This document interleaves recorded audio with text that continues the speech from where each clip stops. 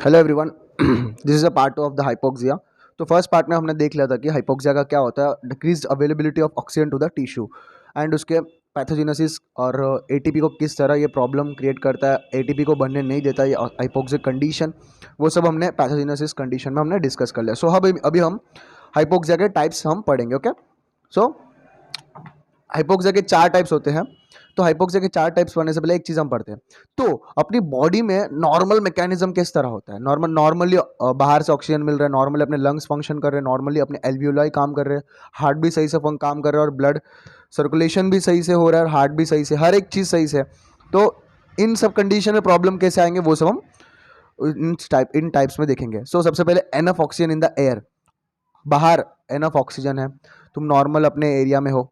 Okay, healthy lungs function, healthy lung function to get oxygen to the alveoli, lungs भी सही से काम कर रहे हैं ताकि जो ऑक्सीजन आ रहा है वो ब्लड तक पहुंचे। और healthy heart and circulatory function to get oxygen rich blood to the tissue, heart भी सही से काम करे। तो हार्ट का काम क्या, पंप करना, मतलब ब्लड के अंदर लंग्स जो है एल्वियोलाई लंग्स मिलकर ब्लड के अंदर सही से ऑक्सीजन डाल दे, बट टिश्यू तक पहुंचाने वाला काम कौन करता है, हार्ट काम करता है। हार्ट भी सही से काम कर रहा है और एनफ आरबीसी के अंदर एनफ ऑक्सीजन भी है और tissue should capable of using oxygen, तो टिश्यू भी कैपेबल है ऑक्सीजन को सही से लेने के लिए। तो ये सारे जो है नॉर्मल कंडीशन है। अभी हम हाइपोक्सिया के टाइप्स पढ़ेंगे। अगर इन इन पांचों पॉइंट्स में से कहीं पे भी मतलब प्रॉब्लम हो, बाहर से ऑक्सीजन सही से ना मिले, या लंग्स में कोई प्रॉब्लम हो, एल्वियोली में कोई प्रॉब्लम हो, हार्ट में कोई प्रॉब्लम हो, ब्लड के अंदर कोई प्रॉब्लम या टिश्यू में कोई प्रॉब्लम हो, इन सारे कंडीशंस में हमें हाइपोक्सिया जो है देखने को मिलते हैं। तो सबसे पहला कंडीशन जो है, सबसे पहला टाइप जो है वो है हाइपोक्सिमिक हाइपोक्सिया। तो हाइपोक्सिमिक, जैसे तुम शॉक के टॉपिक में पढ़े होंगे कि हाइपोवॉल्यूमिक शॉक। हाइपोवॉल्यूमिक शॉक में क्या होता है कि ब्लड के ब्लड जो है सर्कुलेटरी के अंदर वो कम हो जाता है, तो इसकी वजह से शॉक में चला जाता है पेशेंट। तो हाइपोक्सिमिक हाइपोक्सिया, तो लो amount of oxygen in blood, जो है ब्लड के अंदर जो है ऑक्सीजन की कमी हो जाती है, can lead to the hypoxemic hypoxia. Okay, और इसके कॉजेस क्या होते हैं, नॉर्मल डेफिनेशन इसको याद रख लो, और इसकी डेफिनेशन ये, ब्लड के अंदर जो है ऑक्सीजन की कमी हो जाती है और इसके कॉजेस हम देखते हैं। ओके ओके, तो ये सारे कॉजेस हम हाइपोक्सिया के कॉजेस में भी इंक्लूड कर सकते हैं। ओके, तो सबसे पहला कॉज है लो, इसमें भी 4 टाइप है। ओके, मतलब ब्लड के अंदर ऑक्सीजन की कमी होने के 4 कॉजेस हैं, वो हम स्टेप बाय स्टेप देखेंगे। ओके, सबसे पहला low oxygen tension in the inspired air, तो हवा के अंदर जो है, मतलब बाहर एटमॉस्फेयर के अंदर ऑक्सीजन की कमी है, जैसे कि हाई एल्टीट्यूड, तो कि तुम ऐसे कंडीशन में हो, पहाड़ के ऊपर चले गए हो, उस कंडीशन में जो है ऑक्सीजन की कमी, ऑक्सीजन की कमी है उस एटमॉस्फेयर में, जैसे इस वजह से तुम ऑक्सीजन सही से ले नहीं पा रहे हो। एंड सेकंड कॉज जो है वो respiratory disorder associated with decreased pulmonary ventilation, तो रेस्पिरेटरी डिसऑर्डर्स ऐसे कंडीशन है जिस कंडीशंस के वजह से हमें रेस्पिरेटरी डिसऑर्डर्स में हमें रेस्पिरेटरी डिसऑर्डर्स होने की वजह से जो है वो ऑक्सीजन जो है वो टिश्यू तक पहुंच नहीं पा रहा, जैसे कि example asthma, poliomyelitis, brain tumours, pneumothorax. इन सब कंडीशन में जो है वो ऑक्सीजन लंग्स जो है वो ऑक्सीजन को सही से ले नहीं पाते। Okay, in this condition even though oxygen, और इन सब कंडीशन में जो है ऑक्सीजन बाहर से सही से मिल रहा है। ओके, बाहर से ऑक्सीजन सही से मिल रहा है, बट लंग्स का डिसऑर्डर, लंग्स में प्रॉब्लम होने की वजह से, लंग के पैथोजेनेसिस की वजह से हमें ऑक्सीजन जो है वो सही से है, फिर भी वो ब्लड तक पहुंच नहीं पा रहा है। ओके, एंड थर्ड प्रॉब्लम जो है respiratory disorders associated with इनएडिक्वेट oxidation of blood in the lungs. तो लंग्स भी सही है, बाहर से ऑक्सीजन भी सही से मिल रहा है, बट प्रॉब्लम कहाँ आ रही है, जो ऑक्सीजनेशन हो रहा है, जो ऑक्सीजन है वो ब्लड के अंदर सही से मिल नहीं रहा है, मतलब आरबीसी सही से टेकअप नहीं कर रहा है। कौन से में देखने को मिलता है, एम्फाइसीमा पूरे एल्वियोली जो है वो इलास्टिसिटी बिगड़ जाती है, तो एल्वियोली इलास्टिसिटी बिगड़ने की वजह से जो ऑक्सीजनेशन सही से नहीं होता है, फिब्रोसिस ऑफ एल्वियोली। देखो ये सारे प्रॉब्लम है ना एल्वियोली के साथ एसोसिएटेड, ये सारे प्रॉब्लम जो है वो लंग के साथ एसोसिएटेड है, तो ये सारे प्रॉब्लम एल्वियोली के प्रॉब्लम्स है, एम्फाइसीमा, फिब्रोसिस ऑफ एल्वियोली।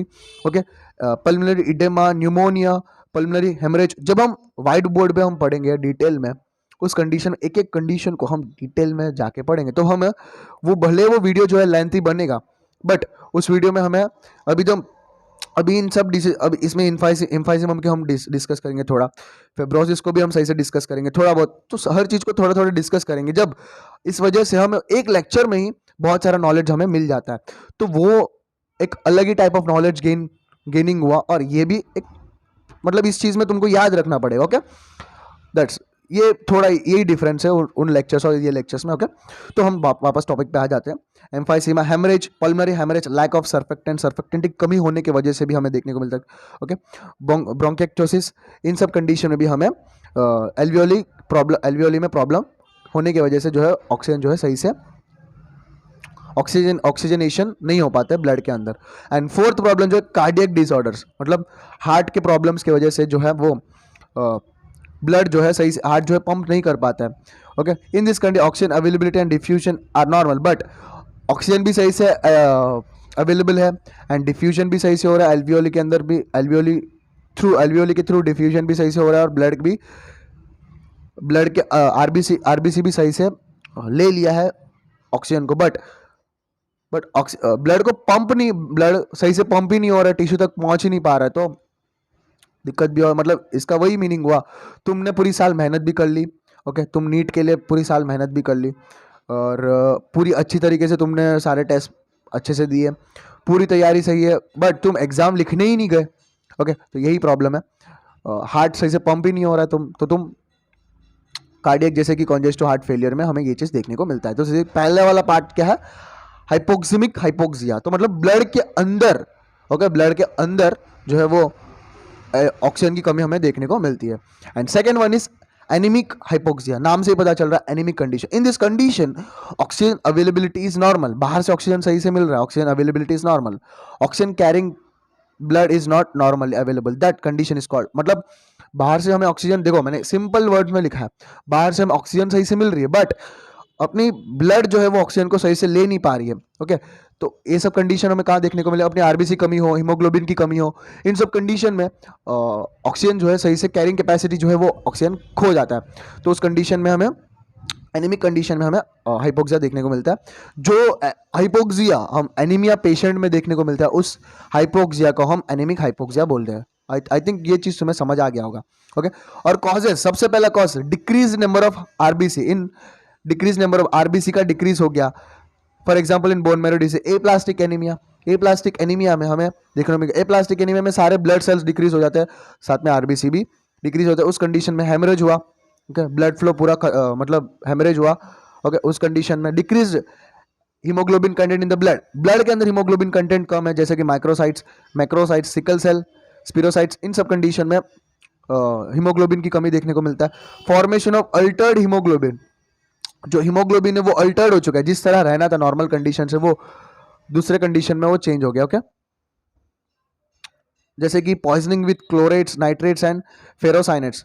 तो इन सब कंडीशन में क्या होता है कि जो आयरन जो होता है वो ferric makes oxidation of the iron को फेरिक आयरन में फॉर्म करे, that haemoglobin is known as a methaemoglobin. So तब इसमें क्या होता है कि जो इन सब पॉइजनिंग में क्या होता है कि जो अपने हीमोग्लोबिन है मिथेमोग्लोबिन में कन्वर्ट हो जाता है। तो जो मिथेमोग्लोबिन जो है नॉर्मल हीमोग्लोबिन नहीं है, ऑक्सीहीमोग्लोबिन में हमें चाहिए, ऑक्सीहीमोग्लोबिन के फॉर्म में होगा तभी नॉर्मल कंडीशन है। तो मिथेमोग्लोबिन जो है वो एबनॉर्मल कंडीशन है, तो इस वजह से this can't carry oxygen. Okay, this can't carry oxygen. Okay, and fourth condition जो है combination of haemoglobin with gases other than oxygen and CO2, combination of oxygen with CO, मतलब जैसे कि ये चीज़ हम तुम्हें देखने को मिला होगा, कुछ दिनों पहले मेरे साथ हुआ था, किसी ने मेरे घर के पास जो नीम का पेड़ जो है वो किसी ने जला दिया। नीम का पेड़ जलाने की वजह से मतलब मेरे को मतलब ब्रीथिंग में प्रॉब्लम आने लगी तुरंत ही, मेरे को ही नहीं, वहाँ पे बहुत लोगों को प्रॉब्लम हो रही, मतलब पूरे पेड़ जलाने की वजह से इतना कार्बन मोनोऑक्साइड रिलीज हो रहा था, उसकी वजह से ऑक्सीजन की कमी, जो ऑक्सीजन तो तब उस टाइम नॉर्मली प्रेजेंट ही थी, बट कार्बन मोनोऑक्साइड का जो एफिनिटी है अपनी बॉडी, मतलब आरबीसी हीमोग्लोबिन जो जल्दी पकड़ लेता है कार्बन मोनोऑक्साइड को एज कम्पेयर टू ऑक्सीजन, तो कार्बन मोनोऑक्साइड को अपनी ब्लड जो है पकड़ना चालू कर दी, हीमोग्लोबिन पकड़ना चालू किया, तो उस कंडीशन में तो ऑक्सीजन की जगह वो CO2 या कार्बन मोनोऑक्साइड को लेना चालू कर दिया। जैसे कि हाइड्रोजन सल्फेट कार्बन मोनोऑक्साइड को वो लेना चालू कर दिया, makes loses of capacity of transport oxygen. तो वहाँ पे कार्बन मोनोऑक्साइड भी मिल रहा है, CO2 भी मिल रहा है, ऑक्सीजन भी मिल रहा है, तो उस कंडीशन में अपना हीमोग्लोबिन जो है वो कार्बन मोनोऑक्साइड को लेना ज़्यादा प्रिफरेबल समझेगा। ओके, तो इन कंडीशन में भी हमें ऑक्सीजन की कमी देखने को मिलता है, हाइपोक्सिया देखने को मिलता है। And the third one is stagnant circulatory hypoxia. Stagnant मतलब सर्कुलेटरी, इसका दूसरा नाम है circulatory hypoxia. The heart doesn't pump enough blood और there is a blockage in the blood vessel even though there is enough oxygen in the blood, or we can say decreased velocity of blood flow। तो मतलब यहाँ पे oxygen सही से है, blood के अंदर भी सही से ऑक्सीजन है, बट हार्ट जो है सही से पंप नहीं कर पा रहा है, सर्कुलेटरी प्रॉब्लम है। कॉजेस क्या, कंजेस्टिव हार्ट फेलियर, यहाँ पे मैंने बताया था कंजेस्टिव हार्ट फेलियर, हैमरेज, वैजोस्पाज्म हो गया, थ्रोम्बोसिस, एम्बोलिज्म, एथेरोस्क्लेरोसिस, ये सारे हम एग्जांपल यहाँ इंक्लूड हम कर सकते हैं। तो ये हुआ थर्ड रीजन, थर्ड टाइप हमने हाइपोक्सिया का पढ़ लिया। एंड फोर्थ टाइप जो है वो हिस्टोक्सिक हाइपोक्सिया। हिस्टोक्सिक हाइपोक्सिया में क्या होता है, produced because of unavailability oxygen, inability of tissues to utilise oxygen. तो यहाँ पे बाहर से ऑक्सीजन सही से मिल रहा है, सर्कुलेटरी सिस्टम भी सही से वर्क कर रहा है, ब्लड भी सही से ऑक्सीजन को ले रहा है, लंग्स भी सही से काम कर रहे हैं, बट दिक्कत कहाँ आ रही है, टिश्यू सही से ले नहीं पा रहा है ऑक्सीजन को। Cause cyanide and sulphide poisoning, destroy the cyanide poisoning या सल्फाइड पॉइजन। जब टॉक्सिकोलॉजी तुम पढ़ोगे तभी उसमें देखोगे, जब साइनाइड पॉइजनिंग का सल्फाइड पॉइजनिंग देखने को मिलता है, डिस्ट्रॉय द ऑक्सीडेटिव, जो ऑक्सीडेटिव एंजाइम्स होते हैं उनको डिस्ट्रॉय कर देता है। This there is a complete paralysis of the cytochrome oxidase system. जो साइटोक्रोम हमें कहाँ देखने को, इलेक्ट्रॉन ट्रांसपोर्ट चेन में लॉट्स ऑफ साइटोक्रोम्स हमें देखने को मिलते हैं, उन साइटोक्रोम्स में पैरालिसिस देखने को मिलता है, मतलब वो सारे डैमेज और डिस्ट्रॉय हो जाते हैं वो सारे एंजाइम्स, तो वो सारे because of cyanide and sulphide poisoning. Okay, so even if oxygen is supplied the tissue are not in a position to utilise it. तो मतलब बॉडी में हर चीज़ नॉर्मल है, बट इन पॉइजनिंग की वजह से टिश्यू जो है सही से वो ऑक्सीजन को ले नहीं पा रहा। Okay, this are the four types of hypoxia जो तुम एग्जाम में डेफिनेशन लिखो, फिर उसके बाद पैथोजेनेसिस, कॉजेस, वो सारे स्टेप बाय स्टेप तुम ये नोट्स को प्रॉफ एग्जाम में लिखोगे तो तुम्हारे मार्क्स भी अच्छे तरीके से इंप्रूव हो जाएंगे, और साथ में तुम्हारा नॉलेज भी यहाँ से इंप्रूव हो रहा है। और मैंने बोला था लास्ट वीडियो में, जैसे ही ये वीडियो कंप्लीट होने के बाद तुम एक बार तुम्हारे अच्छे बुक से, टेक्स्ट बुक से पढ़ो, ताकि तुम्हारा ये टॉपिक जो है वो और स्ट्रांग हो जाए।